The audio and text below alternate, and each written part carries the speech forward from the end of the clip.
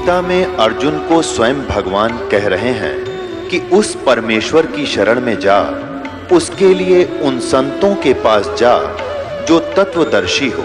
इसी प्रकार हजरत मोहम्मद को उनका अल्लाह कह रहा है कि कोई और पूर्ण परमात्मा है, उसको पाने के लिए उन तत्वदर्शी संत की तलाश कर।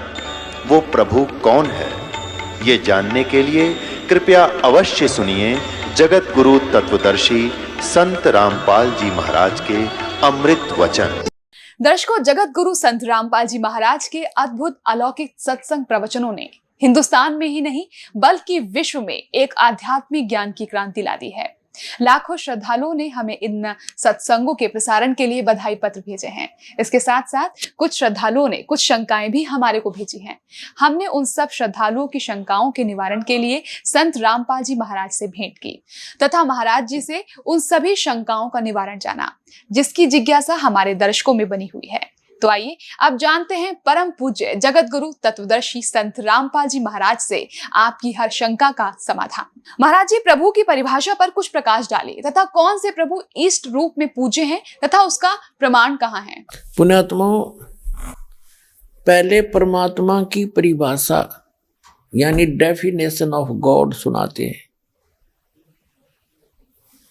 प्रभु की परिभाषा, प्रभु माने स्वामी, खुदा। अब जो जितने सतर का खुदा है, जितने सतर का अल्लाह है, वो उतने सतर का अल्लाह है, उतना उसके उतनी शक्ति उसमें है। जैसे तहसीलदार भी साहब कहलाता है और एसडीएम को भी साहब बोलते हैं, सब डिविजनल मजिस्ट्रेट को, और डिप्टी कमिश्नर डीसी को भी साहब कहते हैं और कमिश्नर को भी साहब कहते हैं।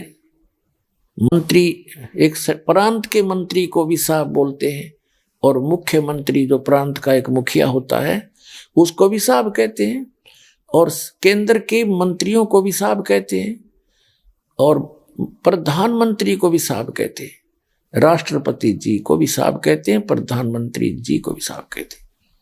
ये सभी प्रभु हैं, ये सभी खुदा हैं, ये सभी गॉड हैं अपने अपने सतर के।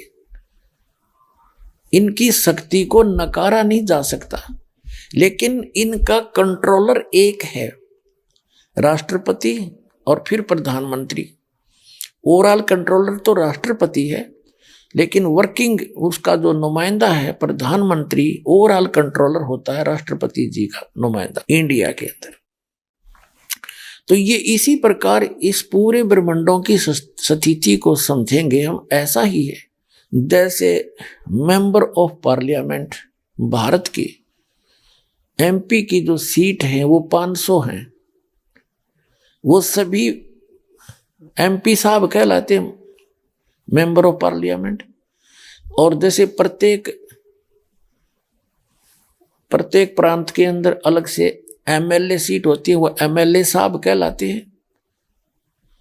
तो ये सभी साहब हैं, लेकिन इन सब साहबों का एक कंट्रोलर है। ये वो सब उस एक साहब के भी हैं, ये स्वयं सब साहब भी हैं, और ये सारे उस एक साहब के, एक खुदा के हैं, प्रधानमंत्री के नुमाइंदे। उस ये भी साहब है अपने सतर के।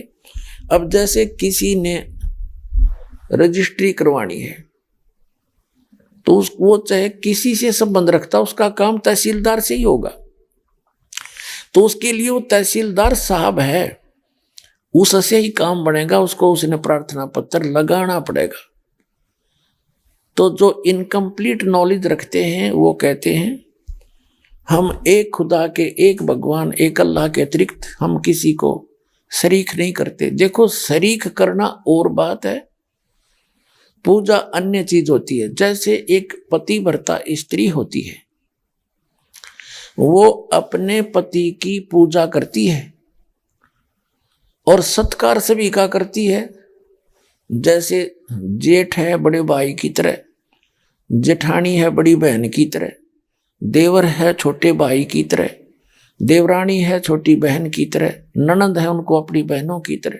अन्य जो परिवार के सदस्य हैं सबको यथोचित आदर करती है। वो उनकी पूजा नहीं करती, वो सत्कार है, नमस्कार करना होता है। और जैसे एक ज्वाइंट फैमिली में रहती है जब तक वो पतिव्रता लड़की, तो सभी से प्यार से रहती है, सबको यथोचित आदर करती है। और जब वो अलग हो जाते हैं तो उस समय उसके हिस्से में उस परिवार का जो भी वस्तु आती है, सामान आता है, उसको सबको उठा के अपने पति के साथ अपने पति के उस कमरे में, मकान में जो उसके हिस्से में आया उसमें जाकर रख लेगी। उसमें वो किसी के साथ लिहाज नहीं करे और किसी में आस्था नहीं रखती, क्योंकि वो पूजा ही उसकी करती थी। जब उनसे भिन्न हुई तो वो उसकी पूजा कर रही थी, उसके साथ चली गई।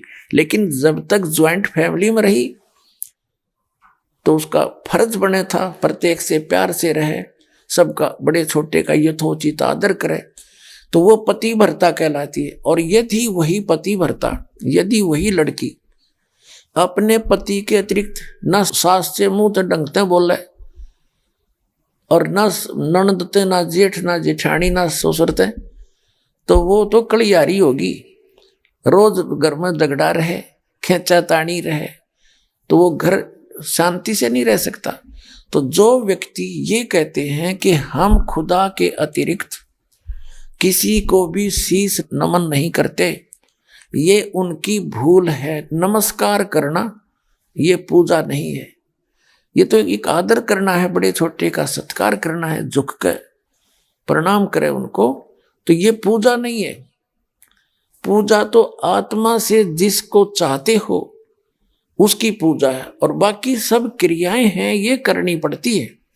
जैसे हमने जल निकालना है, जल प्राप्ति के लिए हम पूजा जल की करते हैं। और जल कहाँ है? जमीन में। जमीन से जल प्राप्ति करने के लिए हमारा पूज्य तो है जल, वाटर, और लेकिन हम उसके लिए जो भी प्रोसेस अपनाते हैं, प्रोसीजर, और जो भी उसके उपकरण प्रयोग करते हैं, हम उनकी पूजा नहीं करते, उन क्षेत्र हम क्रिया करते हैं उस पूज्य वस्तु को पाने के लिए। तो जो भी साधना, दंडवत प्रणाम करना, धर्म करना, सुबह दोपहर शाम के ये नित्यनेम करना, नित्य नियम कहो, नमाज कहो, इसको स्वाध्याय कहो या ज्ञान यज्ञ कहो, एक ही बात है।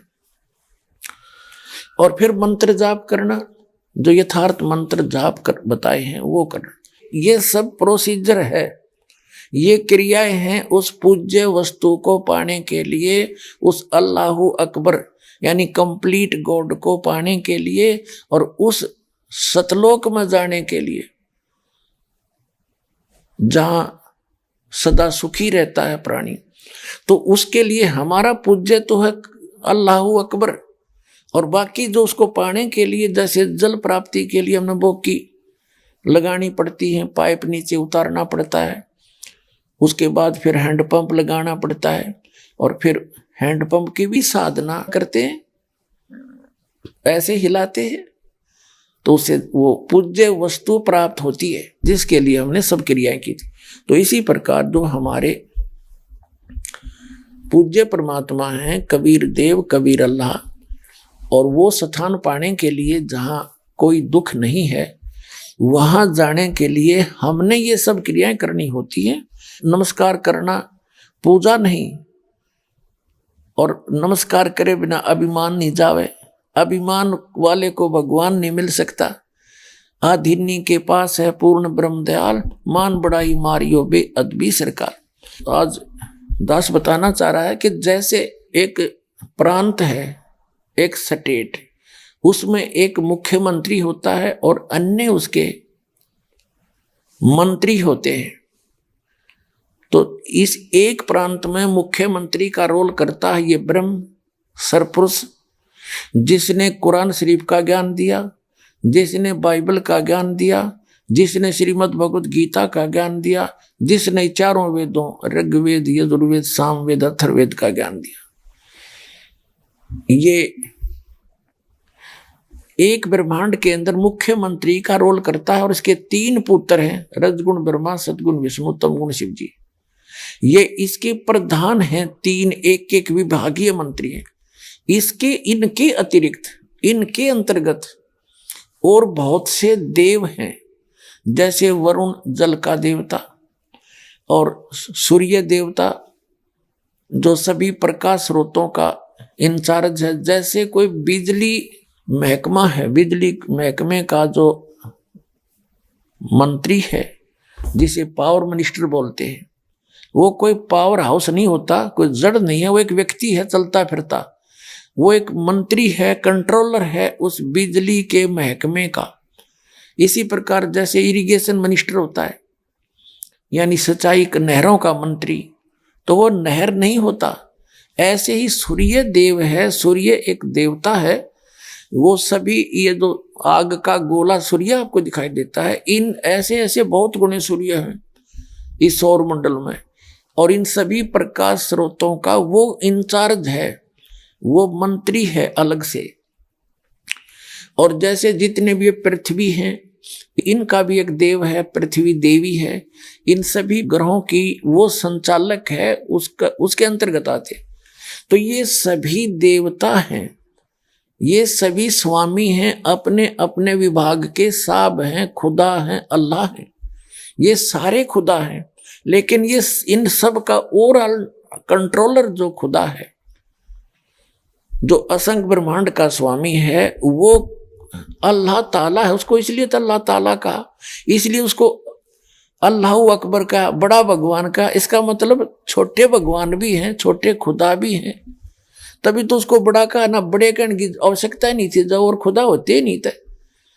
अगर और प्रभु ना होते और स्वामी ना होते तो उसको बड़ा कहने की क्या आवश्यकता थी, उसको कबीर कहने की क्या आवश्यकता है, जैसे बड़ा मानते मुसलमान भाई। तो अल्लाह अकबर यानी बड़ा भगवान, बड़ा खुदा, बड़ा अल्लाह। तो छोटे अल्लाह भी है, यानी छोटे भगवान भी हैं, छोटे प्रभु भी हैं, अपने अपने क्षेत्र के हैं। ये आपको डिफाइन कर ही दिया, ज्यादा कहने की जरूरत नहीं। अब आपको दिखाते हैं जो कुरान शरीफ का ज्ञानदाता और श्रीमद् भगवत गीता का ज्ञानदाता और वेदों का ज्ञानदाता, इन 4 वेदों का 5वां वेद सूक्ष्म वेद है जिसको तत्व ज्ञान कहते। वो तो कंप्लीट गॉड गिवन है, उस पूर्ण परमात्मा का दिया हुआ, अपने मुख कमल से आकर बोला है, वो तो इस दास के पास उपलब्ध है। उसी ज्ञान के आधार से तो सारा ज्ञान समझ में आया, नहीं तो सब उलट पुलट हो ही रहा था। तो ये कितना परमात्मा है, कितना स्वामी है जो कुरान शरीफ का ज्ञानदाता और बाइबल का ज्ञानदाता। यानी बाइबल के अंदर 3 बुक, होली बुक इकट्ठी जल्द हैं। नंबर 1 तौरात, नंबर 2 जबूर, नंबर 3 इंजिल। उन तीनों का संग्रह बाइबल कहलाता है।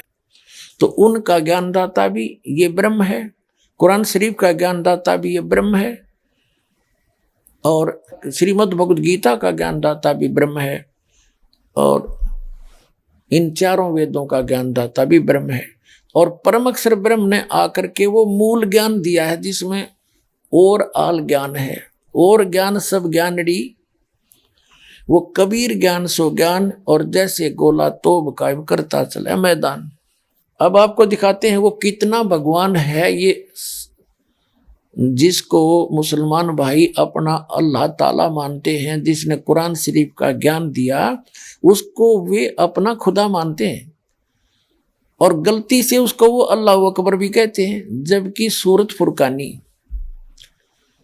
कुरान शरीफ के अंदर सूरत फुरकानी 25 और आयत नंबर 52 से 59 में वो कुरान शरीफ का ज्ञानदाता जो मुसलमान भाई जिसको अपना अल्लाह मानते हैं, वो तो खुद कह रहा है कि वो तो कबीर है, वो तो अल्लाह बड़ा है, जिसने 6 दिन में सृष्टि रची और 7वें दिन तख्त पर जा बैठा। उसका ज्ञान किसी बाखबर से पूछ लो। अब देखिएगा कुरान शरीफ, अब पवित्र कुरान शरीफ दिखाएंगे आपको।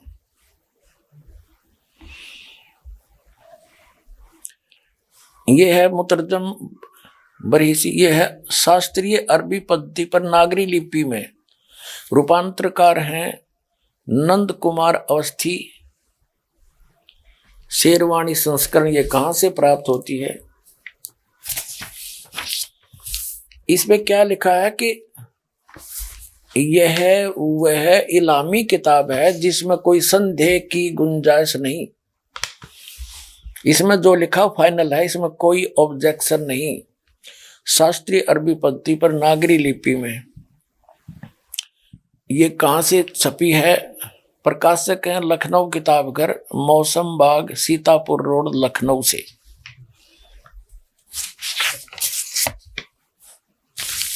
यहां देखिएगा, ये 17वां संस्करण है, 2008 ईस्वी में।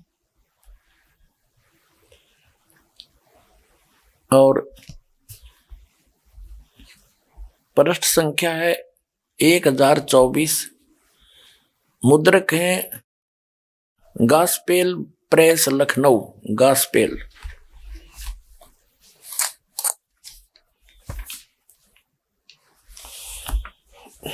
यहां देखिएगा, यह है सूरत फुरकान।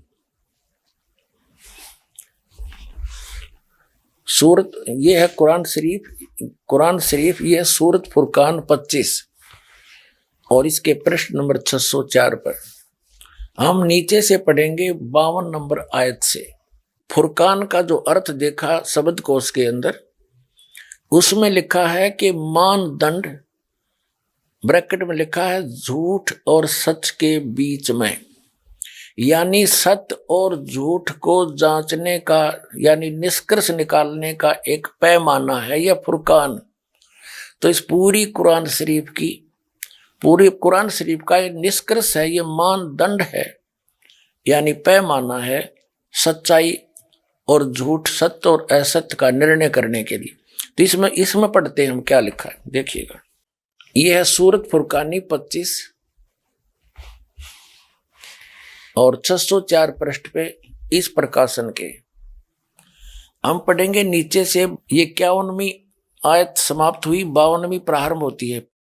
फला तुतियल काफिरिन व जाहिदुम बिही जिहादन कबीरन। ये सबस लिखा कबीरन, कबीर कहो, कबीरा कहो, कबीरन कहो। इसका और निर्णय करते हैं। ये पवित्र कुरान मजीद से क्लियर होगा। अब पवित्र कुरान मजीद दिखाते हैं आपको, ये यहां से छपी है।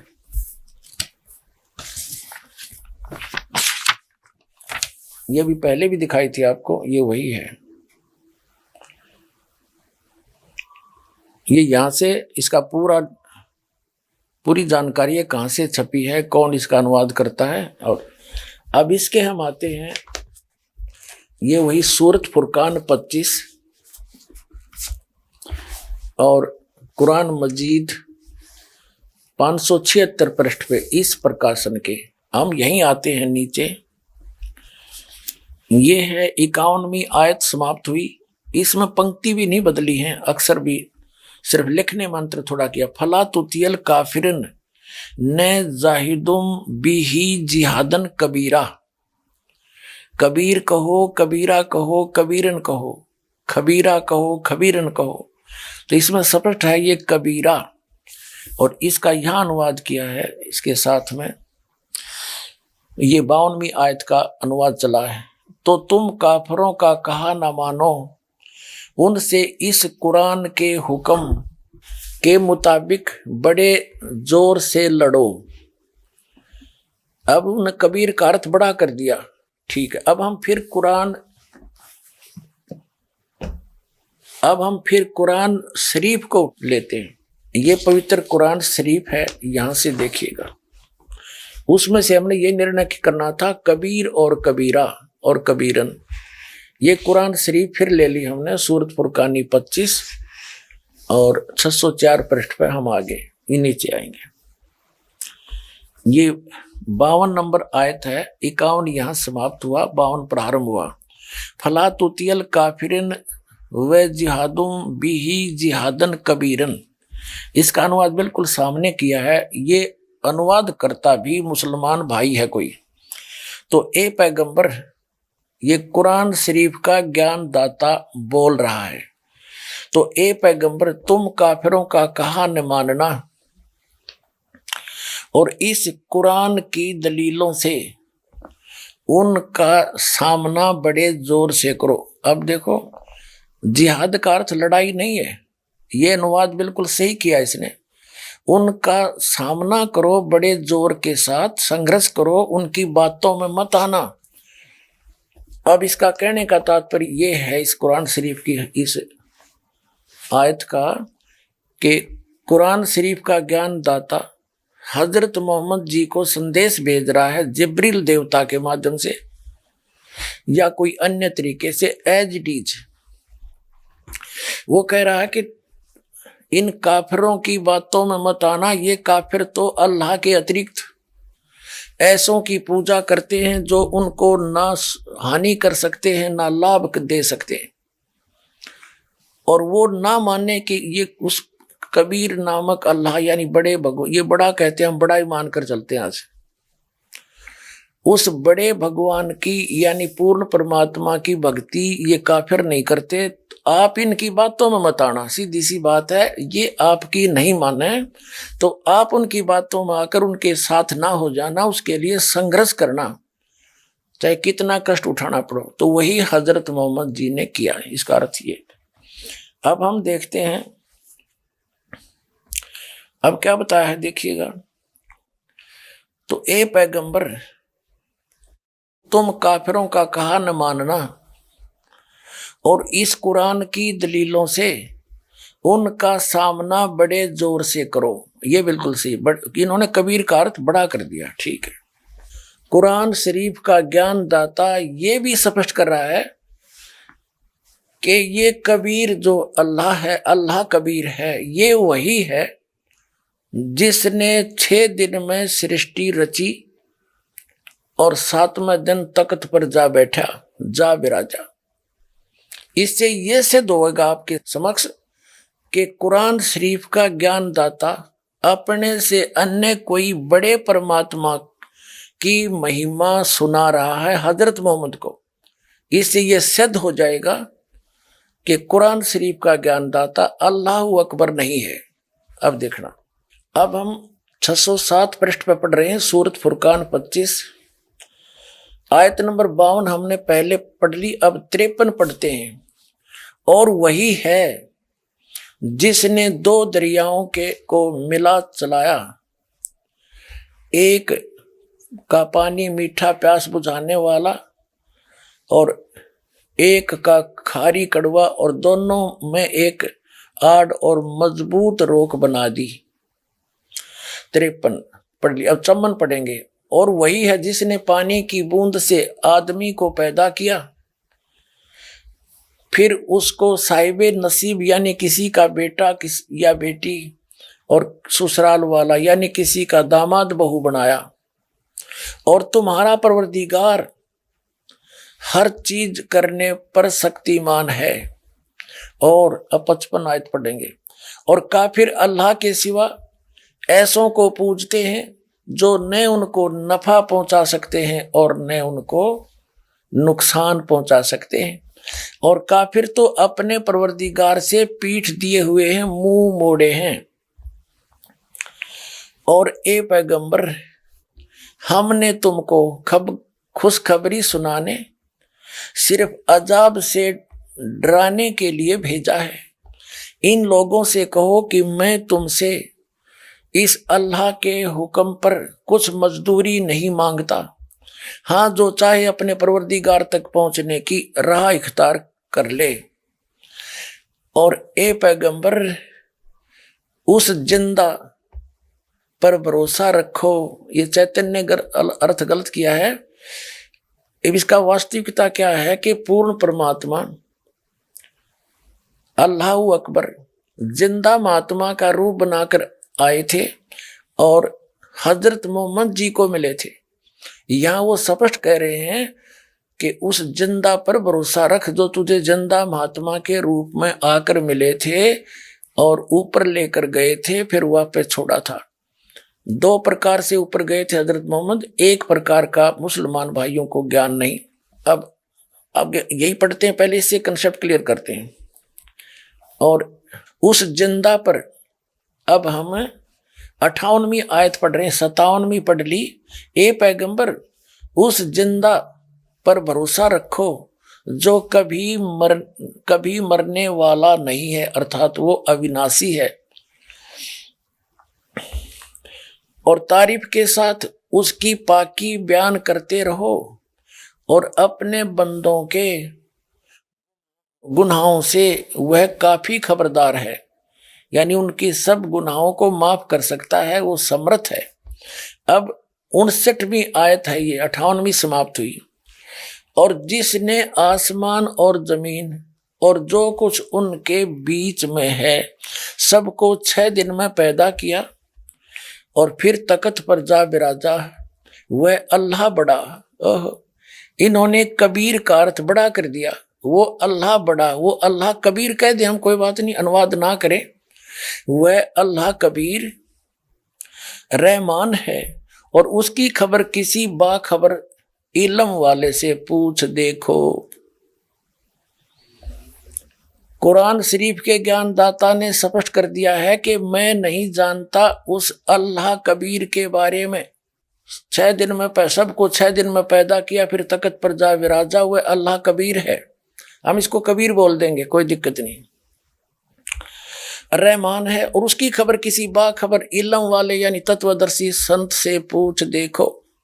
अब इससे क्या सिद्ध हो गया कि कुरान शरीफ का ज्ञान दाता अल्लाह अकबर नहीं है, अल्लाह कबीर नहीं है। वो तो अल्लाह कबीर की जानकारी भी नहीं रखता कंप्लीट है।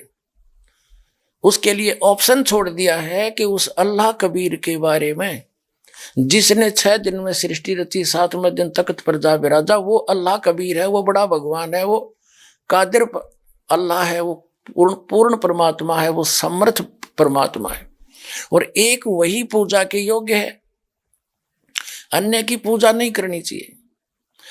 तो उसके विषय में कुरान शरीफ का ज्ञान दाता भी अपरिचित है। तो उसके विषय में जब वो खुद अपरिचित है तो उसकी भक्ति विधि उसके पास होगी कहां से, जो कुरान शरीफ में वो है ही नहीं।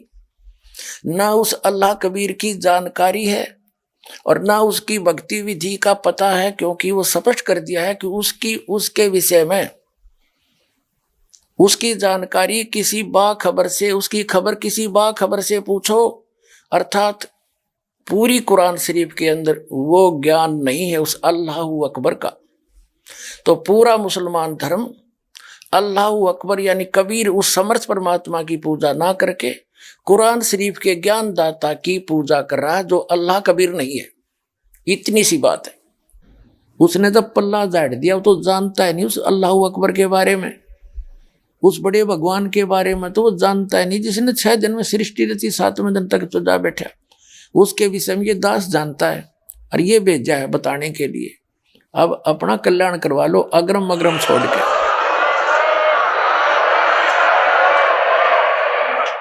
अब आपको दिखाते हैं जो कुरान शरीफ का ज्ञानदाता और श्रीमद् भगवत गीता का ज्ञानदाता और वेदों का ज्ञानदाता, इन 4 वेदों का, तो ये कितना परमात्मा है, कितना स्वामी है जो कुरान शरीफ का ज्ञानदाता और बाइबल का ज्ञानदाता। यानी बाइबल के अंदर 3 बुक, होली बुक इकट्ठी जल्द हैं। नंबर 1 तौरात, नंबर 2 जबूर, नंबर 3 इंजिल। उन तीनों का संग्रह बाइबल कहलाता है। तो उनका ज्ञानदाता भी ये ब्रह्म है, कुरान शरीफ का ज्ञानदाता भी ये ब्रह्म है और श्रीमद् भगवद गीता का ज्ञानदाता भी ब्रह्म है और इन 4 वेदों का ज्ञानदाता भी ब्रह्म है। अब आपको दिखाते हैं वो कितना भगवान है, ये जिसको मुसलमान भाई अपना अल्लाह ताला मानते हैं, जिसने कुरान शरीफ का ज्ञान दिया उसको वे अपना खुदा मानते हैं। अब देखिएगा एक ब्रह्मांड के अंदर, ये देखिएगा एक ब्रह्मांड है, ये है इसका एक मानचित्र, ये एलिपिकल शेप है इसकी, अंडे जैसी, ये ऐसे इतना। इसमें नीचे 7 लोक हैं, ये नीचे के इस पाताल लोक में जीवन है, बाकी ये ग्रहों की तरफ खाली घूमते हैं। ये पाताल लोक है, ये रसातल, तलातल, ये नरक टाइप है, ये सारे नरक टाइप, इसमें जीवन है। इसके बाद ये पृथ्वी लोक है, फिर और ये है स्वर्ग लोक। इन 3 लोकों में, पाताल लोक, पृथ्वी लोक और स्वर्ग लोक, इन 3 लोकों पर इन श्री ब्रह्मा जी रजगुण, श्री विष्णु जी सतगुण और श्री शिव जी तमगुण का अधिपत्य है। इन तीनों पर, पृथ्वी लोक पर, पाताल लोक और स्वर्गलोक। ये है ब्रह्मलोक, ये है एक ब्रह्मलोक। इसी ब्रह्मांड के अंदर एक ब्रह्मलोक है। ये सारा मिला के इतना, इसके अंदर इस काल भगवान ने, ये चारों तरफ समुद्र ही समुद्र है, बहुत गहरा समुद्र है, ये समुद्र है।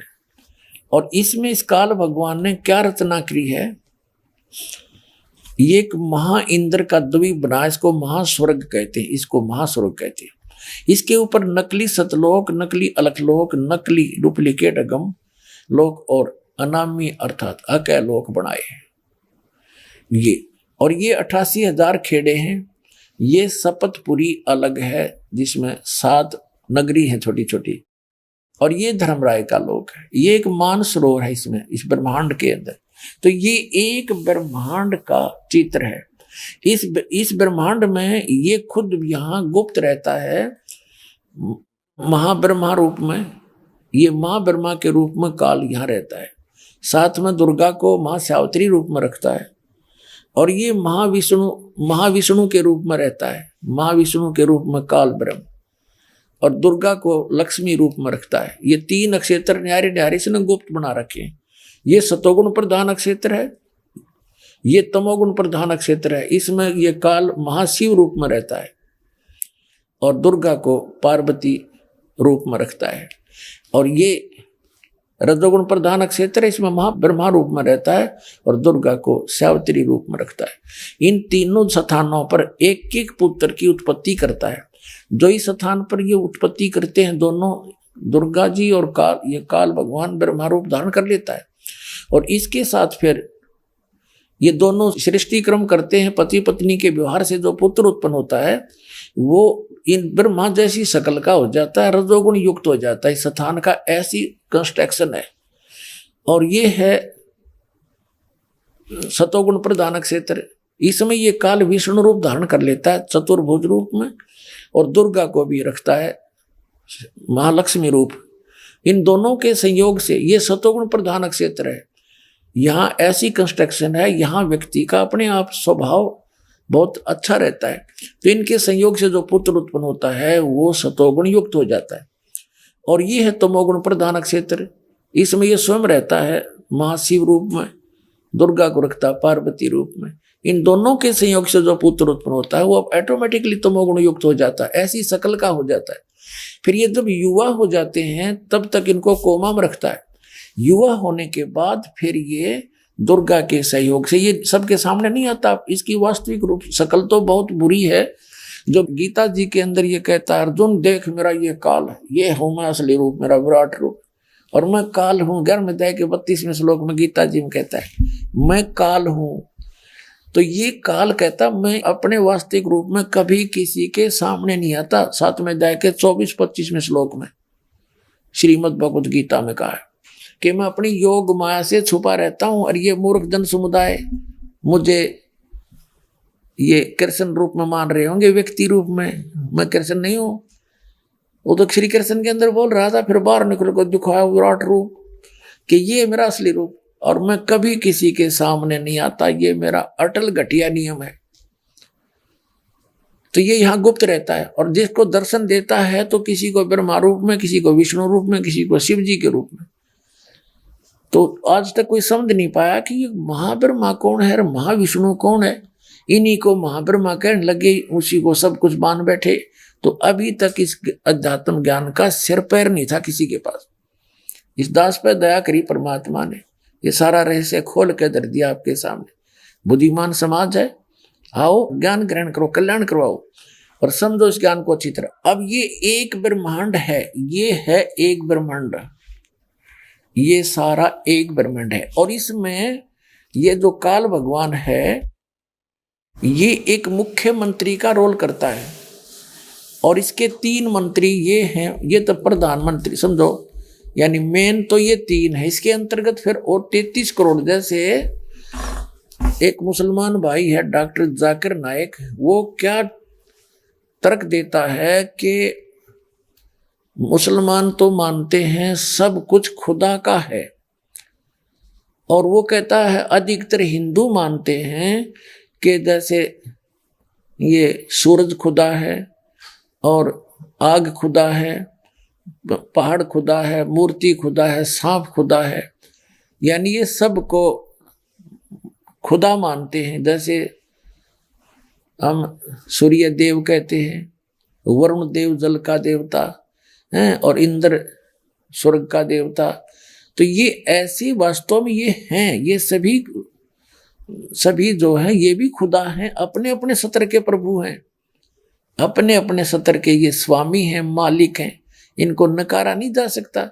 जैसे पूरे भारत के अंदर अगर सारे एमएलए गणन लगें तो 3-4 हजार हो जाएंगे, और एमपी 500 हैं ही। एमपी मेंबर ऑफ पार्लियामेंट की जो पद सीट हैं ये फिक्स है, और इसी प्रकार 33 करोड़ देवताओं की फिक्स है।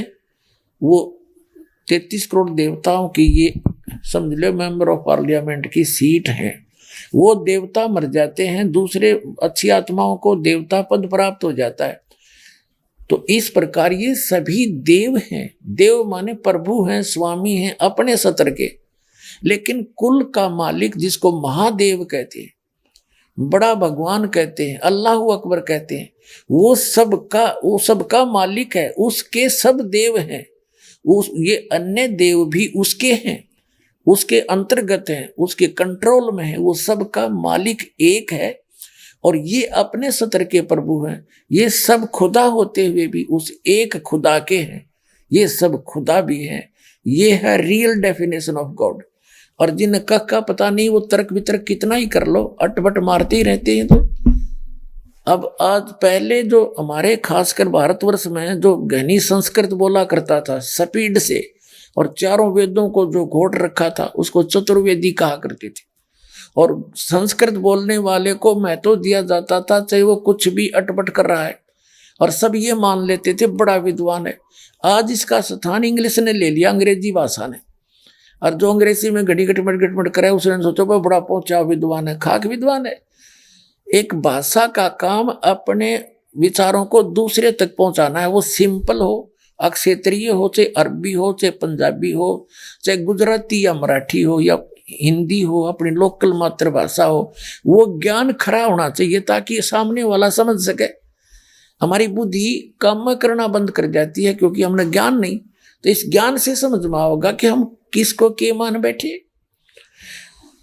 अब पूर्ण परमात्मा की परिभाषा आपको समझाई जा रही है, यानी पूरे ब्रह्मांड की सतीची बता रहे हैं, असंख्य ब्रह्मांडों की। अब जो ये एक ब्रह्मांड में मुख्यमंत्री का रोल करता है ये ब्रह्म है, और इसके 3 पुत्र हैं। ये मुख्य कंट्रोलर हैं इन 3 लोकों के, पृथ्वी लोक, और एक विभाग के मंत्री हैं, पृथ्वी लोक, स्वर्ग लोक और नीचे पाताल लोक के। यही तीनों इसके अंतर्गत आते हैं ब्रह्म के। और इस ब्रह्म का कितना क्षेत्र है ये देखिएगा। आपने जो ये ब्रह्मांड देखा, ये अब ये समझो हम इस स्थिति में आगे, ये एक गेंद जो है ये एक ब्रह्मांड समझ, ऐसे ये 5 ब्रह्मांड मिलाकर एक महाब्रह्मांड बना दिया इसने। ऐसे 4 महाब्रह्मांडों में 20 ब्रह्मांडों को रोक दिया, अपने अपने स्थान पर ये घूम रहे हैं। ये सारा एक 20 ब्रह्मांड का क्षेत्र है। फिर इसके बाद एक ब्रह्मांड ये हो रहा है इसका, ये सारा भी एक ब्रह्मांड है। ये तो दिखाने के लिए थोड़े से लिखने में नहीं आ रहे थे। इसका भी एलिप्टिकल शेप है, ऐसे अलग से। तो ये ब्रह्मांड अलग से है, ये 21वां ब्रह्मांड है इसका। तो ये कुल मिलाकर ये सारे, ये ब्रह्मांड नहीं है, ये तो दिखाने के लिखने के लिए थोड़े बड़े बनाने पड़े। तो ये सारा एक ब्रह्मांड है इतना, ऐसे एलिप्टिकल शेप है इसकी भी ऐसे। तो ये एक ब्रह्मांड अलग है, ये 20 ब्रह्मांड ये है। एक ब्रह्मांड जो मैंने अभी आपको पहले दिखाया था वो समझो एक गेंद है, यार एक गेंद जैसी है, ये इतना आ गया। और इस समझने के लिए तो ये 21 ब्रह्मांड का स्वामी है, ये 21 ब्रह्मांड का स्वामी है ब्रह्म, सरपुरुष, काल, शैतान, जिसको शैतान कहते हैं, ये है। और ये सरपुरुष भी कहलाता। अब देखो, अब ये है, ये जो आपने देखा 21 ब्रह्मांड का ये एक क्षेत्र है, अभी आपने देखा था, ये तो है सरपुरुष का। और इसके बाद जो ये स्थान है इतना, ये रेड लाइन जो है ये वाली, ये है 7 संख ब्रह्मांड इस परब्रह्म के, जिसको अक्षर पुरुष भी कहते हैं। ये सरपुरुष है, ये अक्षर पुरुष है। और ये ओवरऑल कंट्रोल जो अल्लाह अकबर है, अल्लाहु अकबर है, अल्लाहु अकबर यानी बड़ा भगवान, वो ये है। ये छोटे छोटे जो डॉट दिखे ये सारे ब्रह्मांड है, ये चारों तरफ ये सारे, ये सतलोक है सारा, ये सतलोक ये। और इसके ये है वो मूल मालिक अल्लाहु अकबर, जो साथ में वो कहते हैं अर्श कुर्स पर अल्लाह तकत है, खालिक बिन नहीं खाली। तो ये तकत है उस मालिक का, स्थान है, सिंहासन है। और इसके अंतर्गत ये परब्रह्म 7 संख ब्रह्मांड वाला ये भगवान भी इसी के अंतर्गत आता है। और ये काल भगवान, ये जो कुरान शरीफ का ज्ञानदाता और श्रीमद् भगवद गीता का ज्ञानदाता, चारों वेदों का ज्ञानदाता और इन पवित्र बाइबल का ज्ञानदाता, ये है। ये तो इतना अल्लाह है, इतना खुदा है, बस ये इतना, ये 21 ब्रह्मांड का। और इसके बाद ये देखो 7 संख ब्रह्मांड परब्रह्म के, अक्षर पुरुष के।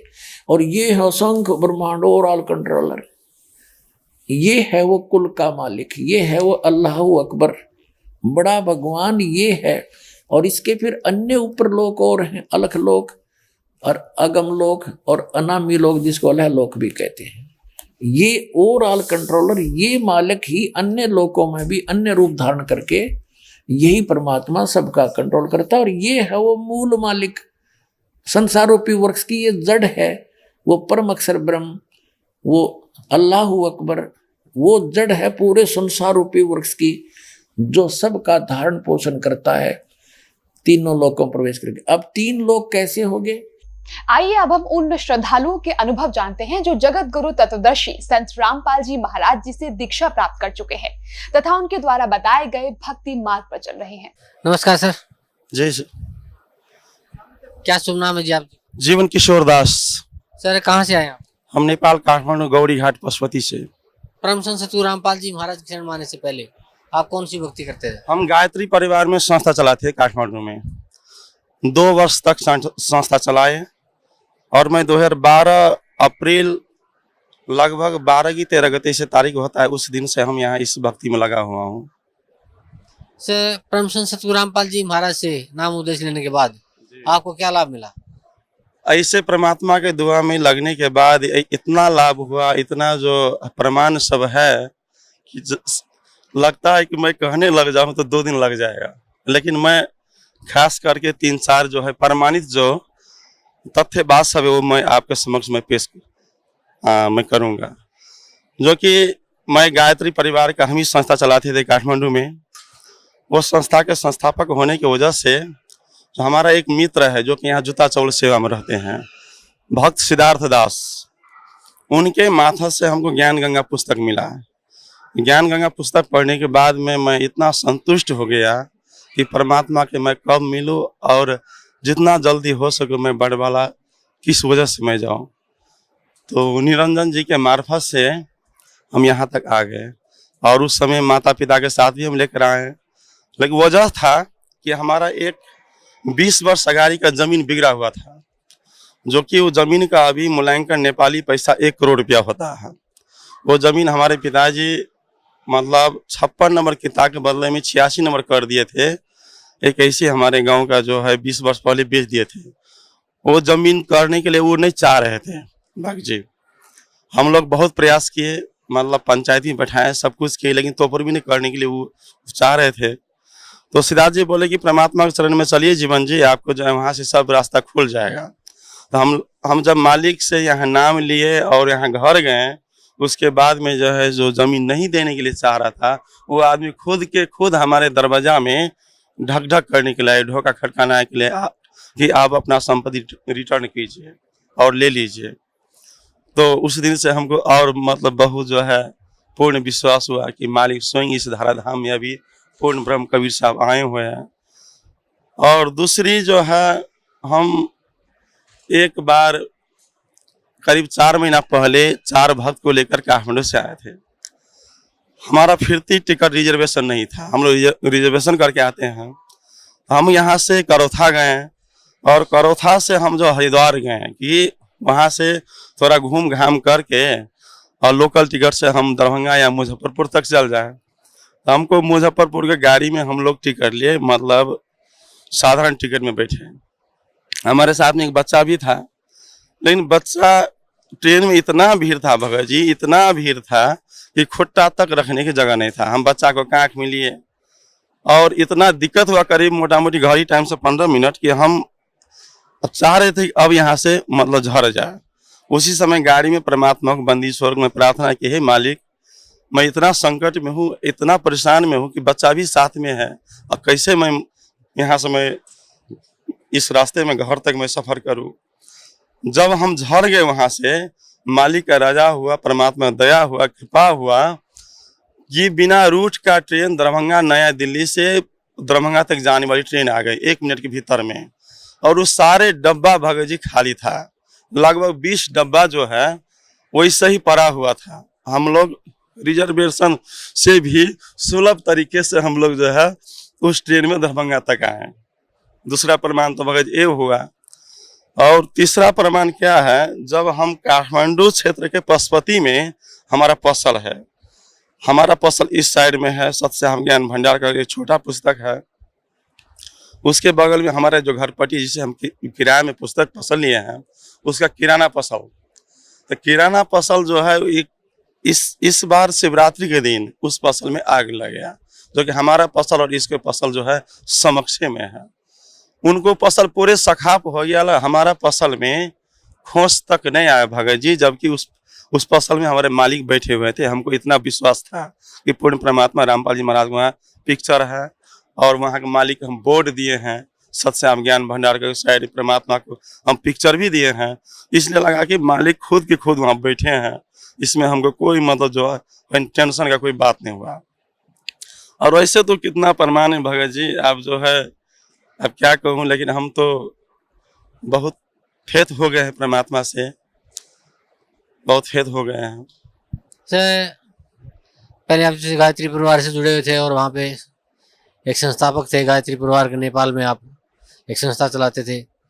उसके बाद आपने परम संत सतगुरु रामपाल जी महाराज से नाम उद्देश्य लिया और आपको बहुत से लाभ मिले।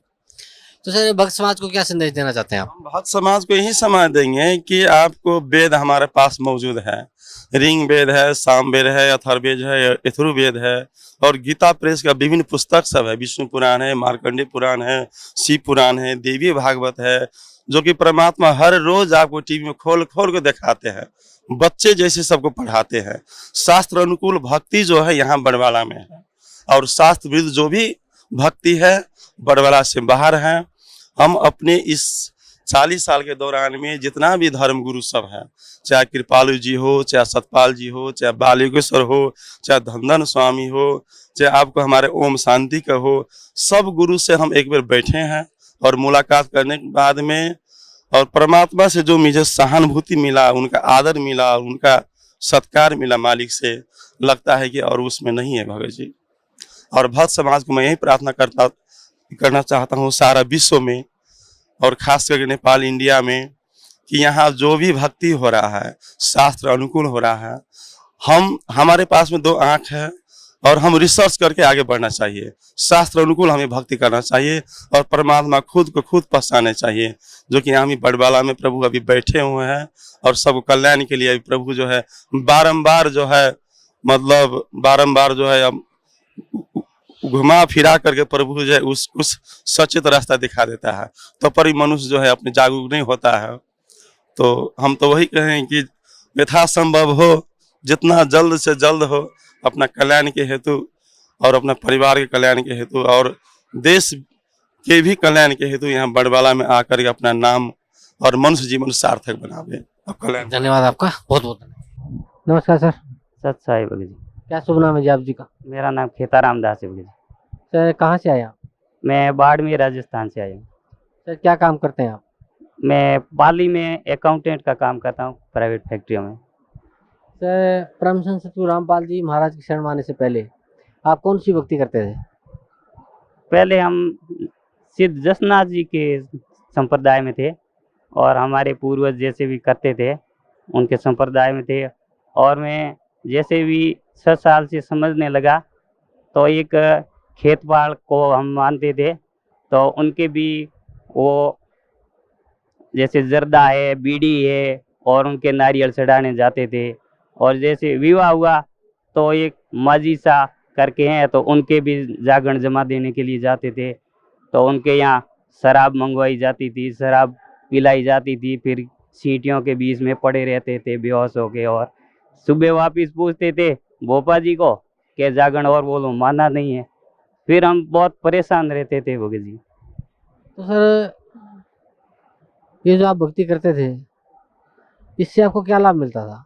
इससे भगत जी हम मजबूरी में ये कर रहे थे। लाभ को तो छोड़ो, हमको बहुत घाटा ही घाटा था। हमारे घर पे मतलब रात को बच्चे चिल्लाते रहते थे जैसे इनको कोई काट रहा है, बहुत ही परेशान थे बच्चे।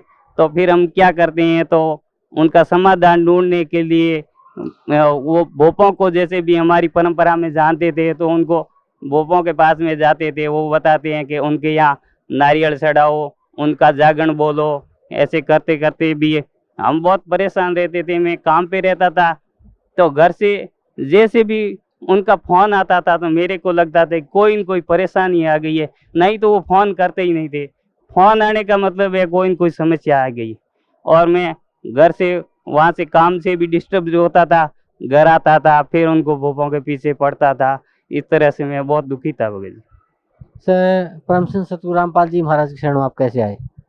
मैं पाली में काम करता था तो यहाँ भगत जी एक है, तो वो एक बार यहाँ आके गए थे। फिर उन्होंने एक किताब जो अखबार में लपेट के वो ले जा रहे थे। मैंने पूछा कि ये इसमें क्या है भगत जी? कि किताब है। कैसी किताब है दिखाओ? कि ज्ञान की किताब है, ये दूसरे ने मंगाई, आपको ला के दूंगा। और मेरे को परमात्मा की दया से ये ज्ञान की किताबें मैं शुरू से ही पढ़ता था भगत जी। उसके अंदर मेरे को ये मालिक की दया है कि उस जो भी ज्ञान की किताब मिल जाती थी, जैसे जसनाथ संप्रदाय में है तो उनके यहाँ भी जो भी किताबें मिलती थी 400-500 की जो भी वो किताबें मिलती थी, वो मेरे एक बक्सा भरा पड़ा था। मेरा पूरी जो भी किताबें वो पढ़ता ही रहता था। गीता जी पर भी पढ़ता था। मेरे को कोई समझ में तो नहीं आता था, फिर भी मैं पढ़ता था। तो वो भगत जी ने दूसरे दिन किताब ला के दी ज्ञान गंगा, और मैंने ज्ञान गंगा में कंप्यूटर के टेबल के नीचे रख दी, भूल गया मैं। 3-4 दिन तक मैं पढ़ नहीं पाया। फिर भगत जी फिर मिले कि आपने किताब नहीं पढ़ी, वो बहुत अनमोल है। मैंने देखा भाई अनमोल किताब है तो मैं पढ़ूंगा जरूर। तब तक मेरी बुद्धि काम नहीं करती थी। अनमोल मैंने देखा कितने की है भगत जी? क्या 10 रुपये की थी। मैं क्या समझता, मैं तो ना समझता। फिर उसको घर ले जाके पढ़ा और देखा, रात को लेके गया तो रात को 1:30-2 बज गए और मैं नींद आ गई, कब पता नहीं चला। सुबह 5 बजे देखा तो फिर पढ़ना शुरू कर दिया। और ऐसे करके मैंने 2 दिन में किताब देखी। और फिर वो उन भगत जी के पास में गया वापिस। उन्होंने पूछा कि भगत जी किताब पढ़ी? हाँ मैं पढ़ी है। क्या आपको कुछ विश्वास आया? मैंने कहा भगत जी या तो विश्वास करो मत या पूरा करो। और तो क्या ठीक है भगत जी, आपको मैं कुछ इन सत्संग सुना दूंगा, मेमोरी में भर के दूंगा। फिर मेरे को सत्संग दी और उसके बाद में 3-4 दिन बाद में कहा कि सत्संग है, चलोगे? मैं क्या चलूँगा। मैं वैसे भी मेरे को 1.5-2 महीने में गांव जाता था, तो मैंने सोचा गांव नहीं जाके इन भगत जी के साथ में चल के आ जाता हूँ। और मैं यहाँ आया तो यहाँ की व्यवस्था देखी, एकदम बिस्तर वगैरह बिछे हुए और ये इतनी अच्छी व्यवस्था थी कि मालिक मैंने यहाँ जिंदगी में भी कभी नहीं देखा था। उसके बाद में मैं सुबह उठा तो यह देखता हूँ कि ये कबीर साहब और गरीबदास जी महाराज, इनको मैंने कहीं न कहीं देखा है। और ये मेरे को बहुत मैंने याद करने की कोशिश करी, पर मैंने कहा इस जन्म में तो मैं कभी आया ही नहीं हूँ, ये मालिक की रजा है। और उसके बाद में मैंने कहा कि मेरे को गुरुजी के दर्शन करने हैं, कि गुरुजी सुबह 10 बजे आएंगे। आप सुबह मेरे को नियम बताए और मेरे को कहा कि नाम उपदेश ले लो। मैंने नाम उपदेश ले लिए और फिर गुरुजी के सत्संग हुआ। तो सत्संग में मेरे को इतना पूरा समझ में नहीं आया, कुछ कुछ समझ में आया। और फिर जैसे ही गुरुजी ने आशीर्वाद दिया, फिर मैंने उनको बता दिया, भगत जी के साथ में थे, कि अब ज्ञान समझ में अब आएगा। और वास्तव में मेरे को एक एक पॉइंट इतना समझ में आया और गुरुजी की शरण में हूँ आज।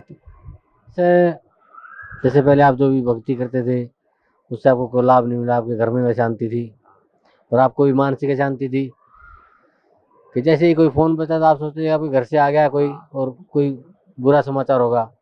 फिर आप परम संत सतगुरु रामपाल जी महाराज की शरण में आए, तो जो भक्ति सतगुरु रामपाल जी महाराज ने आपको दी है, उस भक्ति से आपको क्या लाभ मिला? उस भक्ति से जैसे मैं तो अपने कल्याण के लिए नाम लेके काम पे वापस चला गया, तो वहाँ से घर से कोई फ़ोन नहीं आता था। तो मैं फ़ोन करता था कि फ़ोन नहीं आ रहा है, क्या बात है, कभी कोई तकलीफ तो ज़्यादा नहीं है।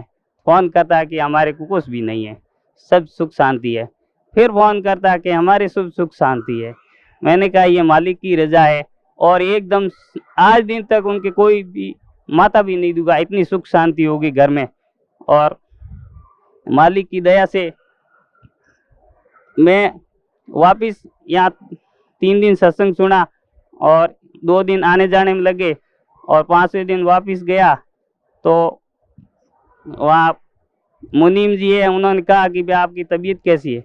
मैंने कहा अभी मेरी तबीयत रेडी है, कोई तकलीफ नहीं है। क्या आप परसों कह के गए थे कि मेरी तबीयत खराब है, 2 दिन बाद में आऊँगा। मैंने कहा अभी मैं तो 5 दिन से सत्संग में जाके आ रहा हूँ, 2 दिन कौन आया, क्यों? वो कहे यार क्यों मजाक करते हैं। मैंने कहा ये मजाक नहीं है, ये हकीकत है। मजाक आप याद करो। क्या मैं बिल्कुल याद कर रहा हूँ, आपको याद नहीं है। फिर मैंने भगत जी को बताया कि मालिक परमात्मा ही काल के जाल से छुट्टी दिलवाते हैं। सर, भक्त समाज को क्या संदेश देना चाहते हैं आप? भगत समाज को यही संदेश देना चाहते हैं कि ये अपने शास्त्रों के अनुसार भक्ति है और परमात्मा खुद आए हुए हैं।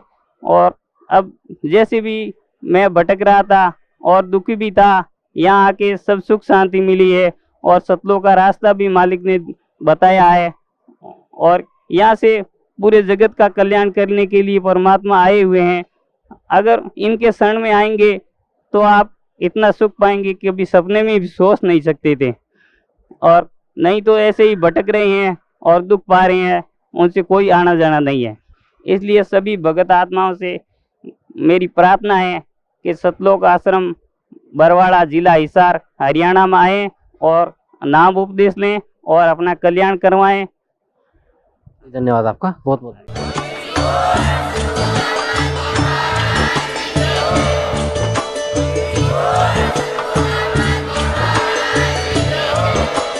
आप सुन रहे थे जगत गुरु तत्वदर्शी संत रामपाल जी महाराज जी के मंगल प्रवचन। अधिक जानकारी के लिए विजिट कीजिए हमारी वेबसाइट www.jagatgururampalji.org। संत रामपाल जी महाराज जी के शुभ आशीर्वाद से पूरे विश्व भर में 500 से भी ज्यादा नाम दीक्षा केंद्र हैं, जिन पर संत रामपाल जी महाराज जी द्वारा ऑनलाइन निशुल्क नाम दीक्षा दी जा रही है। अपने नजदीकी नाम दीक्षा केंद्र का पता करने के लिए संपर्क करें 8222880541।